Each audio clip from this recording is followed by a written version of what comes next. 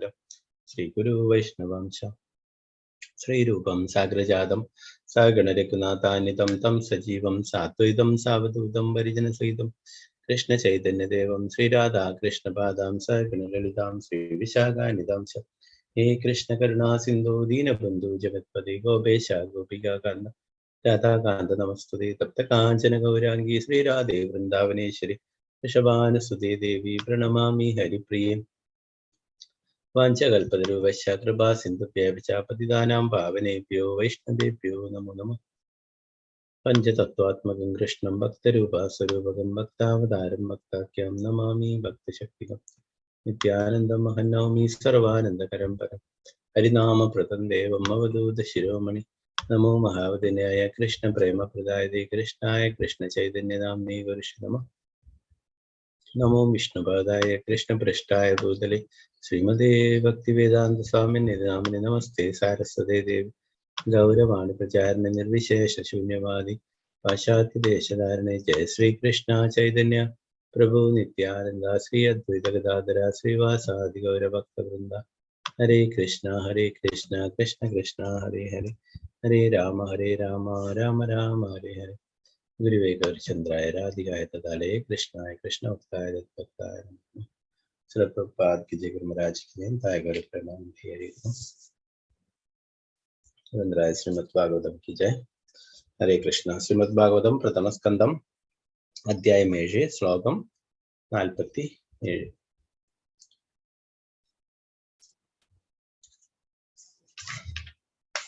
47 മുതൽ 51 വരെയുള്ള ശ്ലോകങ്ങൾ നമുക്ക് ചർച്ച ചെയ്യാം. ചെറിയ ചെറിയ അവിവർത്തനം ഭാവാർത്ഥാണ്. ഓം നമോ ഭഗവതേ വാസുദേവായ.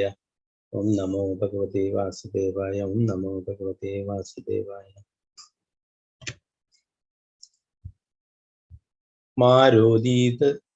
മാരോദീതസ്യ ജനനീ ഗൗതമീ പതി ദേവതാ യദാഹം മൃതവത്സാർത്ത ജ്യോതിമ്യാശ്രുമുഖീ മുഹു. മാരോദീതസ്യ ജനനീ ഗൗതമീ പതി ദേവതാ യദാഹം മൃതവത്സാർത്ത ജ്യോതിമൃശ്രുമുഖീ മുഹു.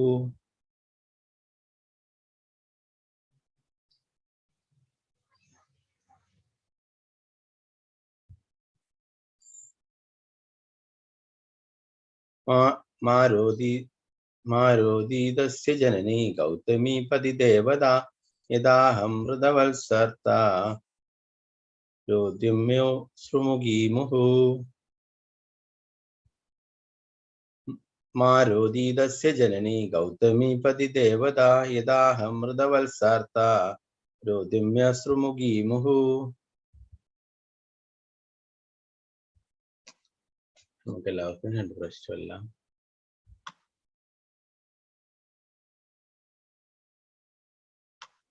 ഓം നമോ ഭഗവതേ വാസുദേവായ. ഓം നമോ ഭഗവതേ വാസുദേവായ. മാരോദീതസ്യ ജനനീ ഗൗതമീ പതി ദേവതാ യദാഹം മൃതവത്സാർത്ത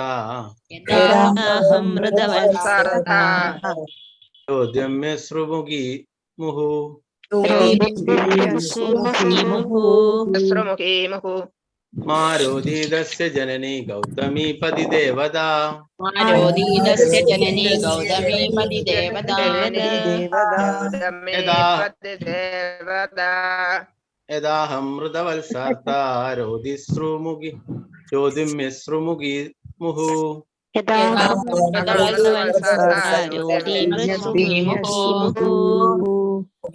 ഹരേ കൃഷ്ണ.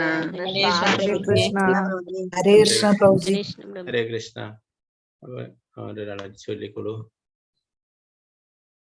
3-4 ശ്ലോകങ്ങളുണ്ട്. അപ്പൊ കുറച്ചായിട്ട് എല്ലാവർക്കും ചൊല്ലാം. രമണി മാതാജി. ഹരേ കൃഷ്ണ മാതാജി. ഞാൻ മീറ്റ് ചെയ്തോളൂ. ഹരേ കൃഷ്ണ പ്രഭുജി. ഓം നമോ ഭഗവതേ വാസുദേവായ. മാരോദീതസ്യ ജനനീ ഗൗതമീ പതി ദേവതാ യഥാഹം മൃതവത്സാത്താരോദീമുസൃമുഖീമുഹു. ഹരേ കൃഷ്ണ.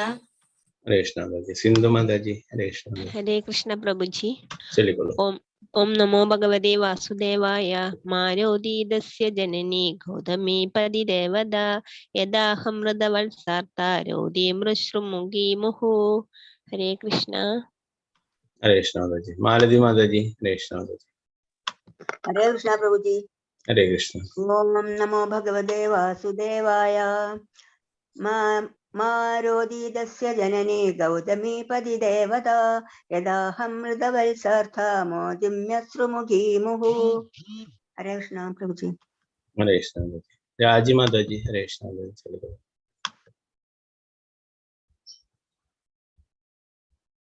അൺമ്യൂട്ട് ചെയ്തോളൂ രാജി മാതാജി.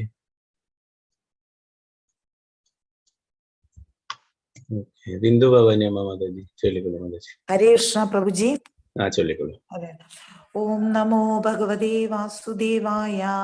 മാം രോദീതസ്യ ജനനി ഗൗതമീ പതിദേവത യഥാഹം മൃതവത്സാർത്ഥ രോദിമ്യശ്രുമുഖീമുഹു.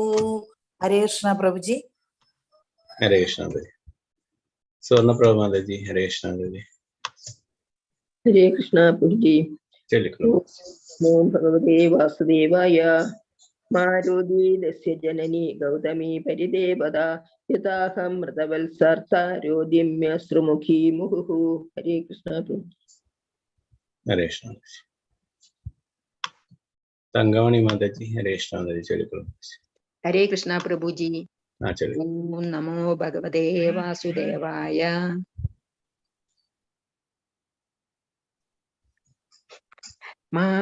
മാരോദീതസ്യ ജനനി ഗൗതമീ പതിദേവത യഥാഹം മൃതവത്സാർത്ഥാരോദീമ്യശ്രുമുഖീമുഹു. ഹരേ കൃഷ്ണ. ഹരേ കൃഷ്ണ മാതാജി. മറ്റുള്ളവർക്ക് അടുത്ത ശ്ലോകങ്ങൾ ചൊല്ലാം. ആരും കൈ താഴ്ത്തണ്ട.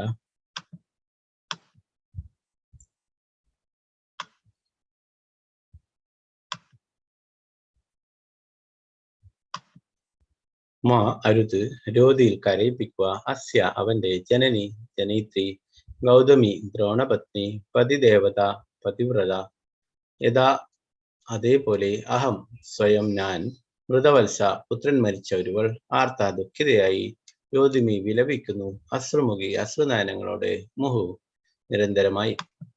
വർത്തനം ഭാവാത്മ എസ് ഭക്തി വേദാന്ത സ്വാമി ശ്രീ പ്രഭുപാദിക്ക് ജയ്. അല്ലയോ പ്രഭുവേ, എന്നെ പോലെ ദ്രോണപത്നിയും വിലപിക്കുവാൻ ഇടയാകരുത്. എന്റെ പുത്രന്റെ മൃത്യുവിൽ ഞാൻ മനസ്സ് വേദനിച്ചു കഴിയുന്നു. എന്നെ പോലെ അവരും സദാ വിലപിക്കേണ്ടതില്ല. സഹാനുഭൂതിയുള്ള ഭാവാർത്ഥം ശ്രീ പ്രഭുപാദിക്ക് ജയ്. സഹാനുഭൂതിയുള്ള സ്വഭാവ സംശുദ്ധിയുള്ള സ്ത്രീ ആകയാൽ മാതൃസഹജമായ വികാരത്താലും ദ്രോണപത്നി അലങ്കരിക്കുന്ന ആദരണീയമായ പദവിയെയും മാനിച്ച് സന്താപകരമായ തന്റെ അതേ അവസ്ഥയിൽ ദ്രോണപത്നിയെയും പ്രതിഷ്ഠിക്കാൻ ശ്രീമതി ദ്രൗപദി ആഗ്രഹിച്ചിട്ടില്ല. ശ്രീ പ്രഭുപാദിക്ക് ജയ്. നാരായണം നമസ്കൃത്യ നരം ചൈവ നരോത്തമം ദേവീം സരസ്വതിം വ്യാസം തതോ ജയമതിരെ നഷ്ടപ്രായേഷു ഭദ്രേഷു നിത്യം ഭാഗവത സേവയാ ഭഗവതി ഉത്തമ ശ്ലോകേ ഭക്തിർഭവതി നൈഷ്ഠികി മൂകം കരോതി വാചാലം പങ്കും ലംഘയതി ഗിരിം യത്കൃപാതമഹം വന്ദേ ശ്രീഗുരു ദീനധാരിണം പരമാനന്ദമാധവം ശ്രീ ചൈതന്യ ഈശ്വരം. ശ്രീ നമോ വിഷ്ണുപാദായ കൃഷ്ണപൃഷ്ഠായ ഭൂതലേ ശ്രീമതേ ഭക്തിവേദാന്ത സ്വാമിനിധി നാമിനി നമസ്തേ സാരസ്വതേ ദേവേ ഗൗരവാണി പ്രചാരണേ നിർവിശേഷ ശൂന്യവാദി പാശ്ചാത്യദേശധാരണ ജയ ശ്രീകൃഷ്ണ ചൈതന്യ പ്രഭു നിത്യാനന്ദ ശ്രീ അദ്വൈത ഗദാധര ശ്രീവാസാദി ഗൗരഭക്തവൃന്ദ. ഹരേ കൃഷ്ണ കൃഷ്ണ കൃഷ്ണ ഹരേ ഹരേ ഹരേ രാമ രാമ രാമ ഹരേ ഹരേ. ഗുരുവേ ഗൗരചന്ദ്രായ രാധികായ കൃഷ്ണ കൃഷ്ണ ജയ്. നമ്മൾ കഴിഞ്ഞ ക്ലാസ്സിൽ അശ്വത്ഥമാവിനെ പിടിച്ചു കെട്ടിയിട്ട് അർജുനൻ ദ്രൗപദി മാതാവിന്റെ മുന്നിലേക്ക് കൊണ്ടുവരുന്നതായിട്ടാണ് നമ്മൾ പഠിച്ചിട്ടുണ്ടായിരുന്നത് അല്ലെ. അപ്പോൾ ദ്രൗപദി മാതാവ് അദ്ദേഹത്തോട് എത്രയും ദ്രോഹങ്ങൾ ചെയ്ത അശ്വത്ഥമാവിനോട് ക്ഷമിക്കുന്നു അല്ലെ. അദ്ദേഹം ഒരു ഗുരുവിന്റെ പുത്രനാണ്, ദ്രോണാചാര്യന്റെ പുത്രനാണ്. അതുകൊണ്ട് അദ്ദേഹം ഈ ഒരു അവസ്ഥയിൽ ഒരിക്കലും ഉണ്ടാവരുത് എന്ന് ദ്രൗപദി മാതാവ് പറയുകയുണ്ടായി അല്ലെ. അപ്പൊ ഇവിടെ പറയുന്നു, അല്ലേ പ്രഭു, എന്നെ പോലെ ദ്രോണപത്നിയും വിലപിക്കുവാൻ ഇടയാകരുത്. എന്റെ പുത്രന്റെ മൃത്യുവിൽ ഞാൻ മനസ്സ് വേദനിച്ചു കഴിയുന്നു. എന്നെ പോലെ അവരും സദാ വിലപിക്കണം. അപ്പോ ദ്രൗപദിയുടെ 5 മക്കളെയും കൊന്നു അല്ലെ, അശ്വത്ഥാമാവ് കൊന്നു. അതിന്റെ വേദന ഇപ്പോഴും മാറിയിട്ടില്ല. ദ്രൗപദി മാതാവിന് അത്രമാത്രം വിഷമമുണ്ടെന്ന് അറിയാമല്ലേ. അതുപോലെ തന്നെയാണ് വേറൊരു അമ്മയായിരിക്കുന്ന ആ ദ്രോണരുടെ പത്നി കൃപി അല്ലെ. അവർക്കും സ്വന്തം മകൻ നഷ്ടപ്പെട്ടാൽ അത്രമാത്രം വേദനയുണ്ടാവും അല്ലെ. അതുകൊണ്ട് ആ ഒരു അമ്മയുടെ ദുഃഖം കൂടി കാണാനായിട്ട് സാധിക്കില്ല. അതുകൊണ്ട് ഒരിക്കലും ചെയ്യരുത് എന്ന് പറയുന്നു. സഹാനുഭൂതിയുള്ള സ്വഭാവ സംശുദ്ധിയുള്ള സ്ത്രീയാകിയാൽ മാതൃസഹജമായ വികാരത്താലും ദ്രോണപത്നി അലങ്കരിക്കുന്ന ആദരണീയമായ പദവിയെയും മാനിച്ച് സന്താപകരമായ തന്റെ അതേ അവസ്ഥയിൽ ദ്രോണപത്നിയെയും പ്രതിഷ്ഠിക്കാൻ ശ്രീമതി ദ്രൗപദി ആഗ്രഹിച്ചില്ല. ഇപ്പോ ദ്രോണപത്നി ഗുരുപത്നിയാണ് അല്ലെ, ഗുരുവിന്റെ ഭാര്യയാണ്. അപ്പൊ ആ ഗുരുപത്നിയും ഒക്കെ ആദരിക്കപ്പെടേണ്ടത് തന്നെ അല്ലെ. അവരെ ഒരിക്കലും സങ്കടത്തിലാക്കാനായിട്ട് ദ്രൗപദി മാതാവ് ആഗ്രഹിച്ചില്ല. പിന്നീട് നമുക്ക് 48ാമത്തെ ശ്ലോകം നോക്കാം. ഓം നമോ ഭഗവതേ വാസുദേവായ. ഓം നമോ ഭഗവതേ വാസുദേവായ. ഓം നമോ ഭഗവതേ വാസുദേവായ.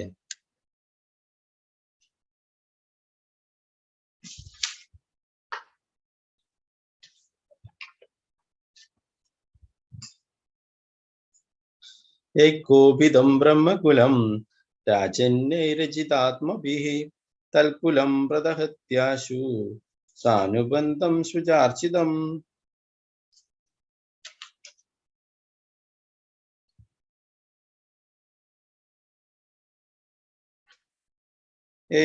ഐകോപിതം ബ്രഹ്മകുലം രാജന്യൈരചിതാത്മഭിഃ തൽകുലം പ്രദഹത്യാശു സാനുബന്ധം ശുചാർച്ചിതം. ഏകോപിതം ബ്രഹ്മകുലം രാജന്യൈരചിതാത്മഭിഃ തൽകുലം പ്രദഹത്യാശു സാനുബന്ധം ശുചാർച്ചിതം. ഹരേ കൃഷ്ണ. നേരത്തെ ചൊല്ലാൻ ബാക്കിയുള്ളവര് ചൊല്ലിക്കൊള്ളു. ഹരേ കൃഷ്ണ. ഓക്കെ.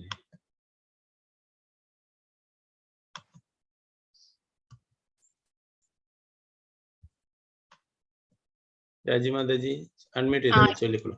ഇപ്പൊ കേട്ടു പ്രഭുജി, അപ്പൊ പറ്റുണ്ടായിരുന്നില്ല. ശരി, ഓക്കെ, ചൊല്ലിക്കൊള്ളു മാതാജി. ഹരേ കൃഷ്ണ. ഓം നമോ ഭഗവതേ വാസുദേവായ.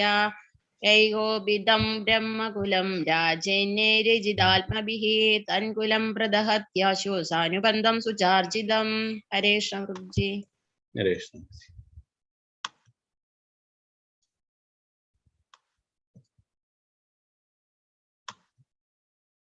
ശാരദ നായർ മാതാജി. ഹരേ കൃഷ്ണ മാതാജി, ചൊല്ലിക്കൊള്ളു മാതാജി. ഹരേ കൃഷ്ണ പ്രഭു. ഹരേ കൃഷ്ണ. ഓം നമോ ഭഗവതേ വാസുദേവായ. യൈകോപിതം ബ്രഹ്മകുലം രാജന്യൈരചിതാത്മഭിഃ തൽകുലം പ്രദഹത്യാശു സാനുബന്ധം സുചാർജിതം. ഹരേ കൃഷ്ണ. ഹരേ കൃഷ്ണ മാതാജി. ശ്രീജ വിജി മാതാജി. ഹരേ കൃഷ്ണ മാതാജി, ചൊല്ലിക്കൊള്ളു മാതാജി. ഹരേ കൃഷ്ണ പ്രഭുജി. ഓം നമോ ഭഗവതേ വാസുദേവായ. ഏകോപിതം ബ്രഹ്മകുലം രാജന്യൈരചിതാത്മഭിഃ തൽകുലം പ്രദഹത്യാശു സാനുബന്ധം ശുചാർജിതം. ഹരേ കൃഷ്ണ. ഹരേ കൃഷ്ണ മാതാജി. സതിദേവി അമ്മ മാതാജി. ഹരേ കൃഷ്ണ മാതാജി, ചൊല്ലിക്കൊള്ളു. ഹരേ കൃഷ്ണ പ്രഭുജി. ഹരേ കൃഷ്ണ. ഓം നമോ ഭഗവതേ വാസുദേവായ. യൈകോപിതം ബ്രഹ്മകുലം രാജന്യൈരചിതാത്മഭിഃ തത്കുലം പ്രദഹത്യാശു സാനുബന്ധം ശുചാർപ്പിതം. ഹരേ കൃഷ്ണ പ്രഭുജി. ഹരേ കൃഷ്ണ മാതാജി. രാമചന്ദ്ര പ്രഭു. ഹരേ കൃഷ്ണ പ്രഭു, ചൊല്ലിക്കൊള്ളു. ഹരേ കൃഷ്ണ. ഓം നമോ ഭഗവതേ വാസുദേവായ. ഏകോപിതം ബ്രഹ്മകുലം രാജന്യൈരചിതാത്മഭിഃ തൽകുലം പ്രദഹത്യാശു സുചാർജിതം. ഹരേ കൃഷ്ണ. ഹരേ കൃഷ്ണ. ഹരേ കൃഷ്ണ പ്രഭു. ഭാരതിയമ്മ മാതാജി. ഹരേ കൃഷ്ണ മാതാജി, ചൊല്ലിക്കൊള്ളു. ഹരേ കൃഷ്ണ പ്രഭുജി. ഹരേ കൃഷ്ണ. ഓം നമോ ഭഗവതേ വാസുദേവായ. യൈകോപിതം ബ്രഹ്മകുലം രാജന്യൈരചിതാത്മഭിഃ തൽകുലം പ്രദഹത്യാശു സാനുബന്ധം ശുചാർപ്പിതം. ഹരേ കൃഷ്ണ. ഹരേ കൃഷ്ണ മാതാജി. വത്സലയം മാതാജി. ഹരേ കൃഷ്ണ മാതാജി. ഹരേ കൃഷ്ണ പ്രഭുജി. ഹരേ കൃഷ്ണ. ഓം നമോ കേൾക്കുന്നുണ്ടോ പ്രഭു? കേൾക്കാം. ഹരേ കൃഷ്ണ. ഓം നമോ ഭഗവതേ വാസുദേവായ. ഏകോപിതം ബ്രഹ്മകുലം രാജന്യൈരചിതാത്മഭി തൽകുലം പ്രദഹത്യാസു സാനുബന്ധം സുചാർപ്പിതം. ഹരേ കൃഷ്ണ പ്രഭുജി. ഹരേ കൃഷ്ണ. അടുത്തത് മറ്റുള്ളവർക്ക് അടുത്ത ശ്ലോകങ്ങൾ ചൊല്ലാം. നമുക്ക് ഈ ശ്ലോകത്തിന്റെ പദാനുപദാർത്ഥം ദൈവത്തിന് പകർത്തി നോക്കാം. യായി അവരാൽ കോപിതം പ്രകോപിപ്പിച്ചു ബ്രാഹ്മണവർഗത്തെ രാജന്യഹ് അധികാരവർഗങ്ങളാൽ അജിത നിയന്ത്രിതമായി ആത്മഭി സ്വയം ഒരുവനാൽ തൽ ആ കുലം വംശം പ്രദഹതി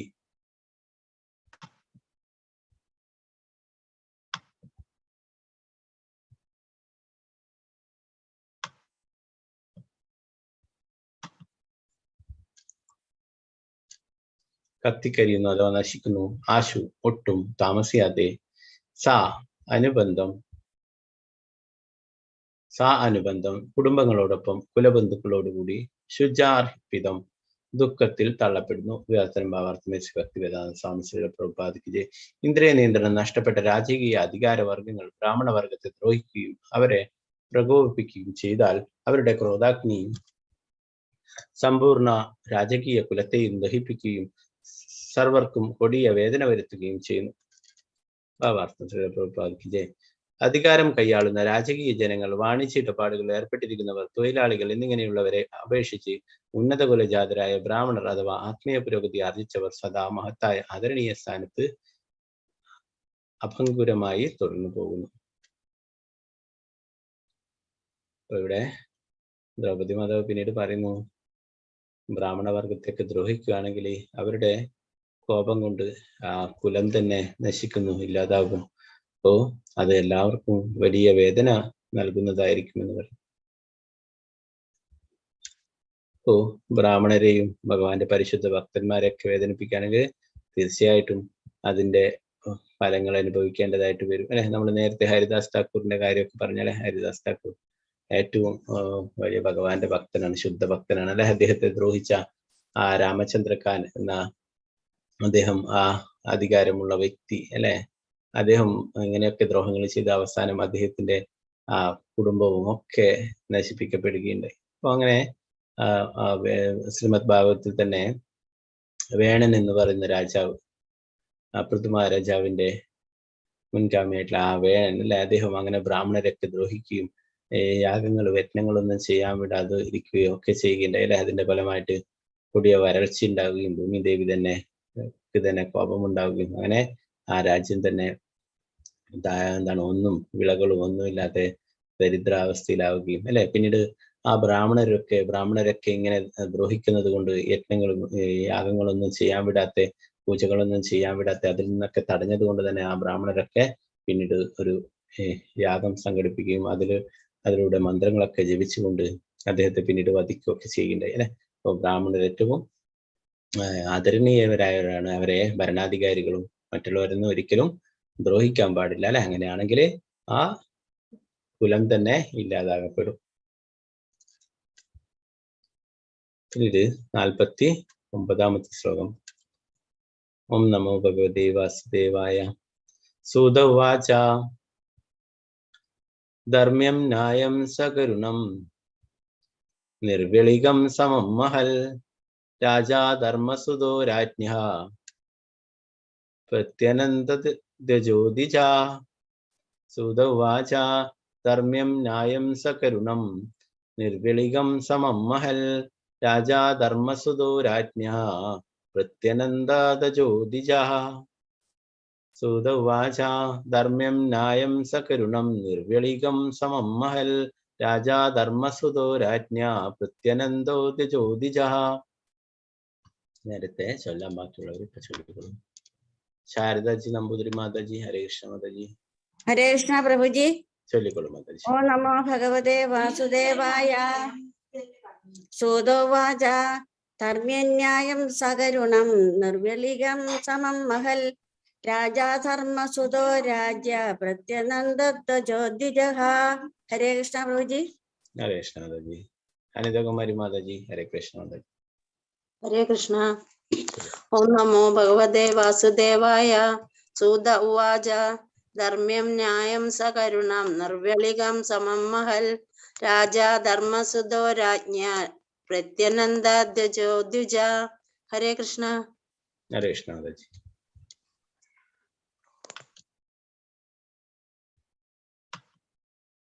ഗിരിജ മാതാജി. ഹരേ കൃഷ്ണ മാതാജി. ചൊല്ലിക്കൊള്ളു. ഹരേ കൃഷ്ണ പ്രഭുജി. ഹരേ കൃഷ്ണ. ഓം നമോ ഭഗവതേ വാസുദേവായ. സൂത ഉവാച ധർമ്മ്യം ന്യായം സകരുണം നിർവ്യലീകം സമം മഹത്. രാജാ ധർമ്മസുതോ രാജ്ഞ പ്രതിനന്ദദ്വിജോദ്വിജാഃ. ഹരേ കൃഷ്ണ പ്രഭുജി. ഹരേ കൃഷ്ണ മാതാജി. അടുത്ത് ഇനി ശ്ലോകങ്ങളുണ്ട്, അത് മറ്റുള്ളവർക്ക് ചൊല്ലാം കേട്ടോ. ഈ ശ്ലോകത്തിന്റെ വിവർത്തനം ഭാവാർത്ഥം നമുക്ക് നോക്കാം. പദാനുപദാർത്ഥം. സൂതവാച, സൂത ഗോസ്വാമി അരുളി ചെയ്തു, ധർമ്മ്യം ധർമ്മതത്വങ്ങൾ അനുസരിച്ച്, ന്യായം നീതി, സകരുണം കരുണാസമ്പൂർണമായി, നിർവ്യളികം ധർമ്മത്തിൽ വഞ്ചനയില്ലാതെ അഥവാ ഇരട്ടത്താപ്പ് നയം, സമം ന്യായം, മഹത് ശ്രേയസ്കരമായ, രാജ രാജാവ്, ധർമ്മസുത ധർമ്മപുത്രൻ, രാജ്ഞ രാജ്ഞിയാൽ, പ്രത്യനന്ദൽ പിൻതാങ്ങി, വാചഹ പ്രസ്താവനകൾ, തിജ അലയോ ബ്രാഹ്മണരെ. വിവർത്തനം ഭാവാർത്ഥം. ശിലപ്രഭുപാദ് ജയ്. സൂതഗോസ്വാമി അരുളി ചെയ്തു, ഓ ബ്രാഹ്മണ ശ്രേഷ്ഠരെ,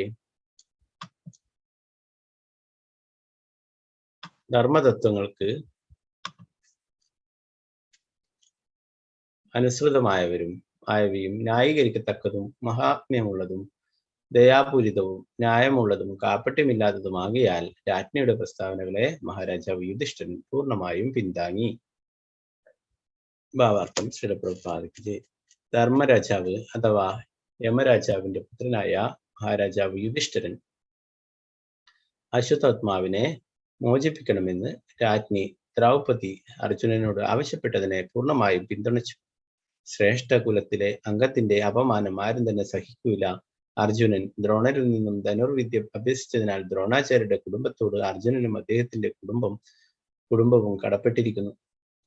അത്തരം ഔദാര്യപൂർണമായ കുടുംബത്തോട് നന്ദികേട് കാട്ടുകയാണെങ്കിൽ അത് ഒരിക്കലും ശിഷ്ടാചാരമായി ന്യായീകരിക്കത്തക്കതല്ല. മഹാത്മാവായ ദ്രോണാചാര്യരുടെ അർദ്ധാംഗനയായ ദ്രോണപത്നിയെ അനുകമ്പാപൂർവം ഉപചരിക്കേണ്ടതാണ്. പുത്രവേർപാടാകുന്ന സന്താപത്തിൽ അവരെ ഒരിക്കലും തള്ളുകയും അരുത്. വസ്തുതകളെ വസ്തുനിഷ്ഠമായി അപഗ്രഥിച്ച് പൂർണ്ണജ്ഞാനത്തോടെ മാത്രമേ നടപടികൾ എടുക്കാവൂ. ആകയാൽ ദ്രൗപദിയുടെ അത്തരം പ്രസ്താവനകൾ കാപട്യരഹിതമാണ്. അവളുടെ അനുഭവത്തിൽ നിന്ന് വിവരിക്കുന്നതാകിയാൽ ഇവിടെ സമഭാവം ദർശിക്കാം. ഒരു മാതാവിന്റെ ദുഃഖം ഒരു വന്ധ്യയ്ക്ക് മനസ്സിലാവുകയില്ല. ദ്രൗപദി സ്വയം ഒരു മാതാവാകിയാൽ കൃപിയുടെ സന്താപത്തിന്റെ ആഴം എത്രത്തോളം ഉണ്ടാകുമെന്ന ദ്രൗപദിയുടെ മുന്നാലോചന പൂർണ്ണമായും വ്യക്തമാണ്. ശ്രേഷ്ഠ കുടുംബത്തോട് യഥോചിതമായ ആദരവ് പ്രകടിപ്പിക്കാൻ അവൾ ആഗ്രഹിക്കാൽ ഇത് ശ്രേയസ്കരമാകുന്നു.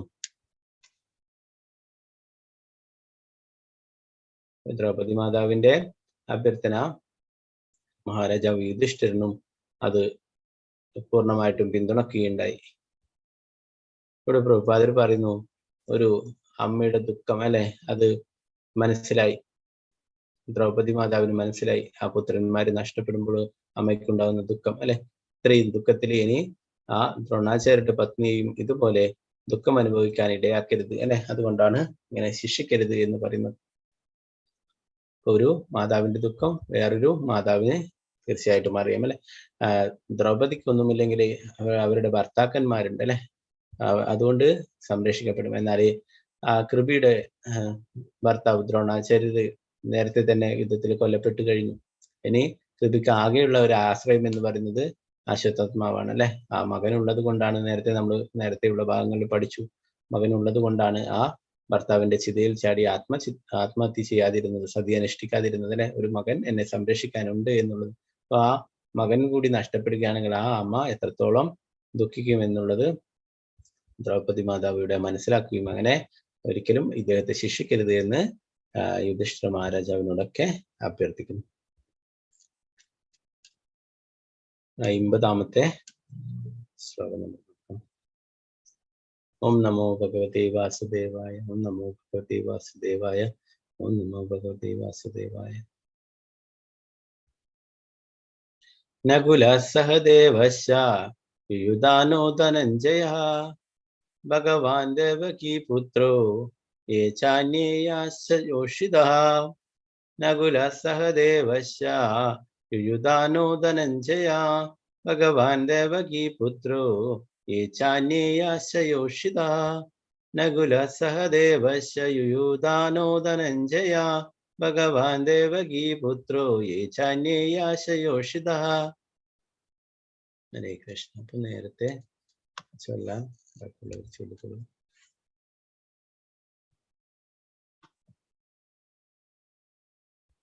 വത്സല ഷജ് മാതാജി. ഹരേ കൃഷ്ണ മാതാജി. ഹരേ കൃഷ്ണ പ്രഭുജി. ചൊല്ലിക്കൊള്ളു. ഓം നമോ ഭഗവതേ വാസുദേവായ. നകുല സഹദേവശ്ച യുയുധാനോ ധനഞ്ജയഃ ഭഗവാൻ ദേവകീ പുത്രോ യേ ചാന്യേയാശ്ച യോഷിതഃ. ഹരേ കൃഷ്ണ പ്രഭുജി. ഹരേ കൃഷ്ണ മാതാജി. വത്സല ഗോപാല മാതാജി. ഹരേ കൃഷ്ണ മാതാജി. ചൊല്ലിക്കൊള്ളു മാതാജി. ഹരേ കൃഷ്ണ പ്രഭുജി. ഹരേ കൃഷ്ണ. ഭഗവതി വാസുദേവായ. നകുല സഹദേവശ്ച പറ്റണില്ല. നകുല സഹദേവശ്ച അവിടെ മറിഞ്ഞിരിക്കാണല്ലോ പ്രഭുജി പേരുകൊണ്ട്. മാതാജി അത് കൈ താത്തിക്കോളൂ. മാതാജിയുടെ കൈ ഹാൻഡ് റൈസ് എന്നുള്ളത് താത്തിക്കോളൂ, അപ്പൊ കാണും കേട്ടോ. ആ ശരി. ഹരേ കൃഷ്ണ. നകുല സഹദേവശ്ച യുയുധാനോ ധനഞ്ജയ ഭഗവാൻ ദേവകീ പുത്രോ യേ ചാന്യേയാശ്ച യോഷിതഃ. ഹരേ കൃഷ്ണ. ഹരേ കൃഷ്ണ മാതാജി.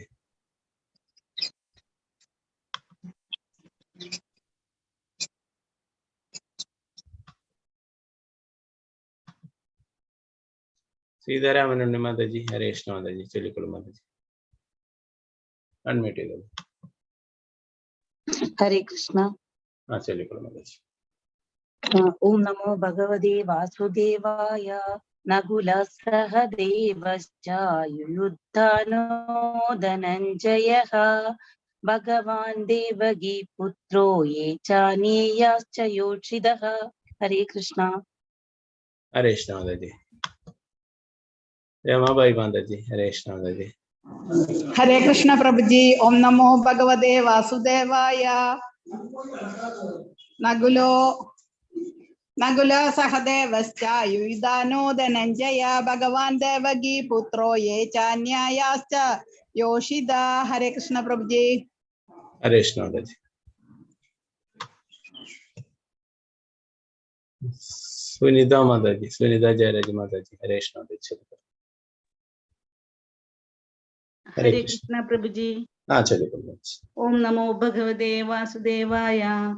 നകുല സഹദേവശ്ച യുയുധാനോ ധനഞ്ജയഃ ഭഗവാൻ ദേവകീ പുത്രോ യേ ചാന്യേയാശ്ച യോഷിതഃ. ഹരേ കൃഷ്ണ. ഹരേ കൃഷ്ണ മാതാജി. ഈ ശ്ലോകത്തിന്റെ പദാനുപദാർത്ഥം വിവർത്തനം നോക്കാം.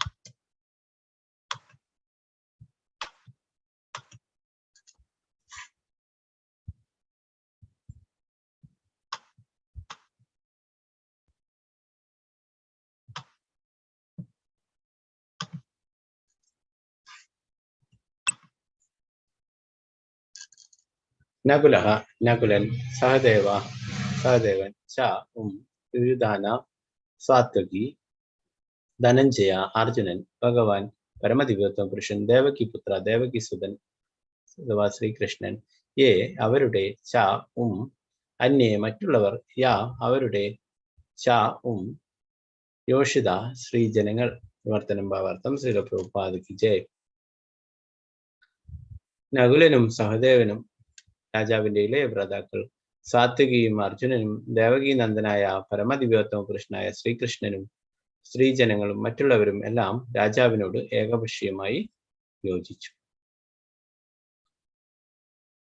അപ്പോ ദ്രൗപദി മാതാവ് യുധിഷ്ഠിര മഹാരാജാവിനോട് പറഞ്ഞപ്പോൾ, അദ്ദേഹത്തെ വെറുതെ വിടാനായിട്ട് പറഞ്ഞപ്പോൾ സഹോദരങ്ങളായ നകുലനും സഹദേവനും അർജുനനും മറ്റുള്ള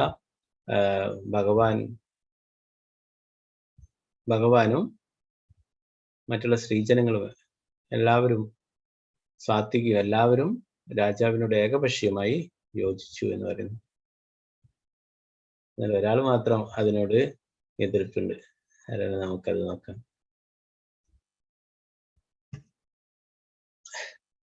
ഓം നമോ ഭഗവതേ വാസുദേവായ. ഓം നമോ ഭഗവതേ വാസുദേവായ. ഓം നമോ ഭഗവതേ വാസുദേവായ.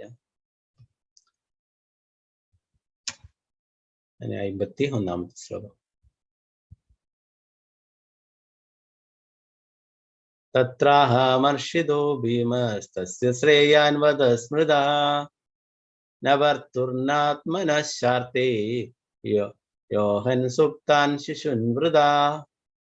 തത്രാഹമർഷിതോ ഭീമസ്തസ്യ ശ്രേയാൻ വദ സ്മൃതാ ന ഭർത്തുർനാത്മനഃശാർത്തേ യോഹൻ സുപ്താൻ ശിശുൻ വൃഥാ. തത്രാഹമർഷിതോ ഭീമസ്തസ്യ ശ്രേയാൻ വദ സ്മൃതാ ന ഭർത്തുർനാത്മനഃശാർത്തേ യോഹൻ സുപ്താൻ ശിശുൻ വൃഥാൻ. ഈ ശ്ലോകത്തിന്റെ പദാർത്ഥം ആവർത്തി നോക്കാം.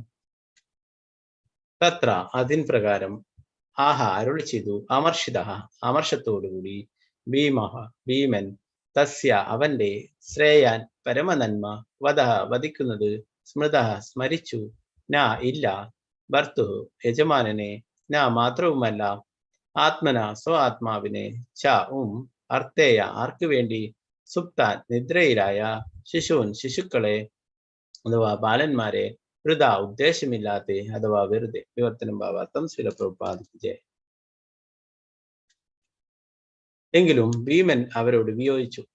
സ്വതാല്പര്യങ്ങൾക്കോ അവന്റെ യജമാനന്റെ ഇച്ഛാനുസൃതമോ അല്ലാതെ വൃഥാക്കോ വാന്തനായി നിദ്രയിലാണ്ടിരുന്ന ബാലന്മാരെ വച്ച് ഈ അപരാധിയെ വധിക്കാൻ ഭീമൻ ശുപാർശിച്ചു.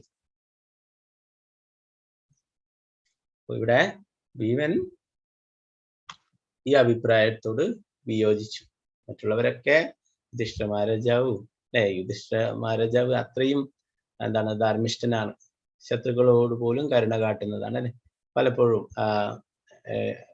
പാണ്ഡവരെ അപായപ്പെടുത്താനായിട്ട് ഒരിക്കലേ ദുര്യോധനും മറ്റുള്ളവരൊക്കെ വന്നിട്ടുണ്ടായിരുന്നു. അപ്പോ അവരെ പ്രകോപിപ്പിക്കുന്ന തരത്തിലൊക്കെ കുറെ കാര്യങ്ങളൊക്കെ ചെയ്യും. അവസാനം അവര് നദിയിലിറങ്ങിയിട്ട് സന്ധ്യാസമയത്തും അങ്ങനെ പലതരത്തിലുള്ള കളികളിൽ ഏർപ്പെടുകയും ആ സമയത്ത് ഗന്ധർവന്മാരൊക്കെ വന്ന് പിടിച്ചു കെട്ടുകയും അവരൊക്കെ ദുര്യോധനൊക്കെ പിടിച്ചു കെട്ടിയിട്ട് ഗന്ധർവന്മാരെ അവരെ ശിക്ഷിക്കുകയുണ്ടായി. അപ്പോഴേ ഗൗരവപക്ഷത്തുള്ളവരൊക്കെ ഓടിപ്പോയിട്ട് യുധിഷ്ഠിര മഹാരാജാവിനെയാണ് അഭയം പ്രാപിച്ചിട്ടുണ്ടായിരുന്നു. രക്ഷിക്കണം, ഞങ്ങളെ രക്ഷിക്കണം, ഗന്ധർവന്മാരിൽ നിന്നൊക്കെ രക്ഷിക്കണം എന്ന് പറഞ്ഞിട്ട്. അപ്പോ ആ സമയത്തും അതുപോലെ തന്നെ ഭീമൻ തയ്യാറായിരുന്നില്ല രക്ഷിക്കാൻ. പോയ ഭീമനെയൊക്കെ പറഞ്ഞയക്കാനായിട്ട് പറഞ്ഞ യുധിഷ്ഠിര മഹാരാജാവ് യാഗങ്ങളൊക്കെ നടത്തി. അപ്പൊ എനിക്ക് പോകാൻ പറ്റില്ല, നിങ്ങൾ പോകണം എന്ന് പറഞ്ഞിട്ട് അർജുനനോടും ഭീമനോടൊക്കെ പറഞ്ഞു. അപ്പൊ അപ്പോഴും ഭീമൻ ഇതുപോലെ തന്നെ പറയുകയുണ്ടായി, നമ്മളോട് ഇത്രയൊക്കെ ദ്രോഹം ചെയ്തിട്ട് അവരെ രക്ഷിക്കാൻ പോകാനോ ഇനിയും അവരോട് ഇങ്ങനെ കരുണ കാണിച്ചത് കൊണ്ടാണ് നമ്മളൊക്കെ ഇങ്ങനെ പെരുവഴിയിലായത് എന്നൊക്കെ പറയുകയുണ്ടായി. അപ്പോൾ അവരെ പ്രകോപിപ്പിക്കാനായിട്ട് ദുര്യോധനൻ കൂട്ടരൊക്കെ ഇങ്ങനെ ചെയ്തിട്ടുള്ളതായിരുന്നു. ഭീമനെ ധാരാളം ഭക്ഷണം കഴിക്കുന്ന അല്ലെ. അപ്പോ അവർ രണ്ടുപേരും നദിയുടെ അക്കരയിക്കരയായിരുന്നു. അപ്പൊ നദിയുടെ അക്കരെ വെച്ചിട്ട് കുറെ ഭക്ഷണമൊക്കെ ഉണ്ടാക്കിയിട്ട് ദുര്യോധനൻ കഴിക്കോ ഭീമനെയും അവരൊക്കെ വാശി പിടിപ്പിക്കാൻ. അവരൊക്കെ കാട്ടിൽ വെച്ചിട്ട് അങ്ങനെയുള്ള കായ്കനികളും പഴങ്ങളും അങ്ങനത്തെ ഒക്കെ കഴിച്ചിട്ടൊക്കെ അവരങ്ങനെ കഴിയുന്നല്ലേ. അപ്പോ ഇങ്ങനെ പ്രകോപിപ്പിക്കാനായിട്ടൊക്കെ ഏർപ്പെടുകയും ഇങ്ങനത്തെ പ്രവൃത്തികളൊക്കെ ചെയ്യേണ്ട. അവസാനം ആ ഗന്ധർവന്മാരെ ശിക്ഷിക്കപ്പെട്ടിട്ട് അവസാനം അർജുനൻ തന്നെ പോയിട്ട് അവരെയൊക്കെ രക്ഷപ്പെടുത്തുന്നത്. അപ്പോഴും ഭീമനോടൊക്കെ പറഞ്ഞു. ഭീമൻ ഇതുപോലെ തന്നെ പറയുന്നുണ്ടായിരുന്നു, ഇങ്ങനെ കാരുണ്യം കാണിക്കുന്നത്, ഇത്രയും ദ്രോഹങ്ങൾ ചെയ്തവരോട് കാരുണ്യം കാണിക്കരുത് എന്നല്ലേ. അപ്പൊ ഇവിടെ പറഞ്ഞു ഭീമൻ ആണ് ദുര്യോധനെ ഇവിടെ ഗത കൊണ്ട് കുരുക്ഷേത്ര യുദ്ധഭൂമിയിൽ ഗത കൊണ്ട് അടിച്ചിട്ട് തളർത്തി കിടത്തിയിരിക്കുന്നത് അല്ലെ. അപ്പോ അത് അതുകൊണ്ടാണ് അശ്വത്ഥാമാവ് ആ ദുര്യോധനെ സന്തോഷിപ്പിക്കാനാണ് ഇങ്ങനെ ഉള്ള പ്രവൃത്തി ചെയ്തിട്ടുള്ളത്, കുട്ടികളെ കൊല്ലുന്നത് അല്ലെ. യഥാർത്ഥത്തില് പാണ്ഡവരൊക്കെ ഇല്ലാതാക്കാനായിട്ട് പോയിട്ടുണ്ടായിരുന്നു കൂടാരത്തിൽ ഉറങ്ങിക്കിടക്കുമ്പോൾ അല്ലെ. നമ്മളൊരു ഉദാഹരണം പറഞ്ഞു, ഒരു മൂങ്ങ പകല് ഉറങ്ങുമ്പോൾ കാക്കകളൊക്കെ വന്നിട്ട് അതിനെ കൊത്തി പറിക്കുന്നു അല്ലെ. കുറെ കാക്കകൾ വന്നിട്ട് ആ മൂങ്ങ പകല് ഉറക്കത്തിലായിരിക്കും അല്ലെ ആ സമയത്ത് അല്ലെ. എന്നാല് പിന്നീട് രാത്രിയായപ്പോൾ കണ്ടു ആ കാക്കകളൊക്കെ കൂട്ടിൽ ഉറങ്ങിക്കിടക്കുമ്പോൾ ഇതേ മൂങ്ങ, പകല് ദ്രോഹിക്കപ്പെട്ട അതേ മൂങ്ങ രാത്രിയിൽ പോയിട്ട് ആ ഉറങ്ങിക്കിടക്കുന്ന കാക്കകളൊക്കെ കൊത്തി പറിക്കുന്നതായിട്ട് അശ്വത്ഥാമാവ് കാണുകയുണ്ടായി അല്ലെ. അപ്പോഴാണ് അദ്ദേഹത്തിന് ഇങ്ങനെയുള്ള ഒരു തന്ത്രം ഉദിച്ചത്. എനിക്കെന്തുകൊണ്ട് അവരൊക്കെ ഉറങ്ങിക്കിടക്കുമ്പോൾ അവരുടെ ആ വാസസ്ഥലത്ത് പോയിട്ട് അവരൊക്കെ ഇല്ലാതാക്കിയാൽ എന്താണ് അല്ലെ. രാത്രിയുടെ മറവില് അങ്ങനെ ചെയ്യാനായിട്ട് സാധിക്കും, ഇരുട്ടത്ത് അല്ലെ. അല്ലാതെ പകൽ സമയത്ത് അവരോട് നേരെ പോരാടിയിട്ട് അവരെ തോൽപ്പിക്കാനാവില്ല. അപ്പൊ അതുകൊണ്ട് രാത്രിയില് ഇങ്ങനെ ചെയ്യാമെന്ന് വിചാരിച്ചിട്ട് ആണ് പോയിട്ടുണ്ടായിരുന്നത് അല്ലെ. എന്നാൽ അവിടെ പാണ്ഡവരില്ലാതെ കൊണ്ട് തന്നെ അവരുടെ ഉപപാണ്ഡവന്മാര്, കുട്ടികള്, ദ്രൗപദി മാതാവിന്റെ കുട്ടികൾ, അവരെയാണ് 5 പേരെയും വധിച്ചിട്ടുണ്ടായിരുന്നത് അല്ലെ. അതൊരിക്കലും എന്താണ്, അവര് യാതൊരു ദ്രോഹവും ഇവർക്ക് ചെയ്തിട്ടില്ല. അത്രയും നിഷ്കളങ്കരായിട്ടുള്ള കുട്ടികളാണ് അല്ലെ. അവരോടാണ് ദ്രോഹം പ്രവർത്തിച്ചിട്ടുള്ളത്. അപ്പോ തീർച്ചയായിട്ടും വധിക്കപ്പെടുന്നത്. ഇവിടെ പറയുന്നു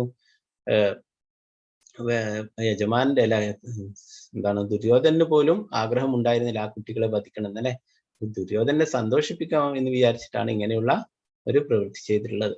അപ്പൊ അതൊരിക്കലും എന്താണ്, പൊറുക്കാൻ പറ്റുന്നതല്ല എന്ന് ഭീമനിവിടെ പറയുന്നു. എങ്കിലും ഭീമൻ അവരോട് വിയോജിച്ചു.